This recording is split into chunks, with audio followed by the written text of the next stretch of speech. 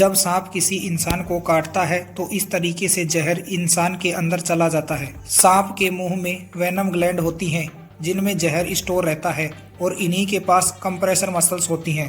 सांप का मुंह कुछ इस तरीके का होता है। जब सांप काटने के लिए मुंह को खोलता है तो इस तरह दांत खड़े हो जाते हैं। इससे कंप्रेसर मसल्स पर दबाव पड़ता है और वेनम ग्लैंड पर प्रेशर आता है और फिर जहर सांप के दांतों से होता हुआ इंसान की बॉडी में चला जाता है। सांप काटते ही कुछ बेवकूफ लोग रस्सी बांध देते हैं, लेकिन डॉक्टरों के अनुसार रस्सी बांधने से आपको ज्यादा नुकसान होता है। जहरीला सांप कभी भी किसी को भी काट सकता है। सांप के थूक को ही सांप का जहर बोलते हैं, जो 3 चीजों से मिलकर बना होता है, जिसमें 90% वाटर, थोड़ी प्रोटीन और थोड़ी एक्चुअल टॉक्सिन होता है।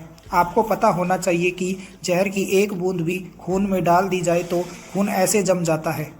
भारत में सबसे फेमस कोबरा सांप है, तो इसी की बात करेंगे।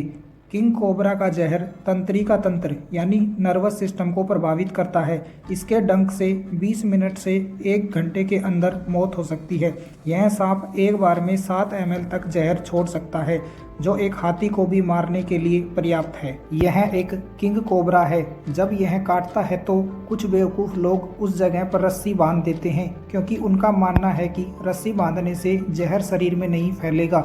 लेकिन सच बात तो ये है कि सांप का जहर खून की नली यानी ब्लड वेसल्स में ट्रेवल करता ही नहीं है। जहर तो लिम्फेटिक सिस्टम में ट्रेवल करता है।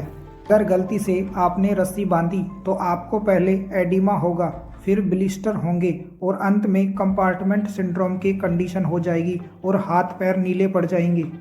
आपको ध्यान रखना चाहिए, सांप काटने के बाद अगर आपने रस्सी बांधी तो जहर तो शरीर में फैलेगा ही, साथ में हाथ भी काटना पड़ेगा। डॉक्टरों का मानना है कि यदि किसी को सांप काटता है तो उसे शांत रहना है, घबराना नहीं है। घबराना इसलिए नहीं है क्योंकि रियलिटी ये है कि दुनिया में सिर्फ 25% सांप ही जहरीले होते हैं, बाकी 75% नॉर्मल सांप ही होते हैं। इन 75% नॉर्मल सांपों में जहर नहीं होता है। ये तो बस डराने के लिए वैसे ही ड्राई बाइट करते हैं। डॉक्टरों का ये भी मानना है कि जिस जगह पर सांप ने काटा है उस जगह को ज़्यादा हिलाना नहीं है, क्योंकि उस जगह पर जितनी ज़्यादा मूवमेंट होगी जहर उतनी ही तेज़ी से बॉडी में फैलेगा। डॉक्टर्स ये भी बोलते हैं कि जिस जगह पर सांप काटे वहाँ से टाइट ज्वेलरी या रिंग को हटा देना चाहिए। अगर किसी इंसान को सांप काट ले और उसे मरने से बचाना है तो 2 बातों का ध्यान रखना होगा। पहला तो ये कि आपको अपने दोस्त को बोलना है कि सांप की फ़ोटो खींच ले, और दूसरा वो टाइम नोट कर लो जिस टाइम पर सांप ने आपको काटा है। सबसे अच्छा तरीका ये होता है कि सांप को काटते ही उस जगह को साबुन से धो के बैंडेज बांध लो और बैंडेज के ऊपर वो टाइम लिख दो जिस टाइम पर सांप ने आपको काटा था। ऐसा इसलिए करना चाहिए क्योंकि डॉक्टर के पास पहुंचते पहुंचते अगर आप बेहोश हो जाते हैं तो डॉक्टर बैंडेज के ऊपर लिखे टाइम को देखकर और उस हिसाब से इलाज शुरू कर दे।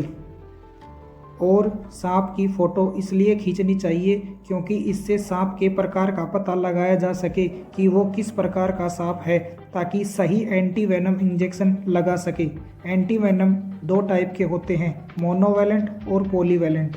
मोनोवैलेंट एंटी वेनम तब लगाया जाता है जब आपको पता हो कि आपको किस सांप ने काटा है। यह केवल एक प्रकार के सांप के विष को निष्क्रिय कर सकता है। पॉलीवैलेंट एंटी वेनम इंजेक्शन तब लगाया जाता है जब आपको पता ही ना हो कि किस प्रकार के सांप ने आपको काटा है, क्योंकि यह कई सांपों के विष को निष्क्रिय कर सकता है।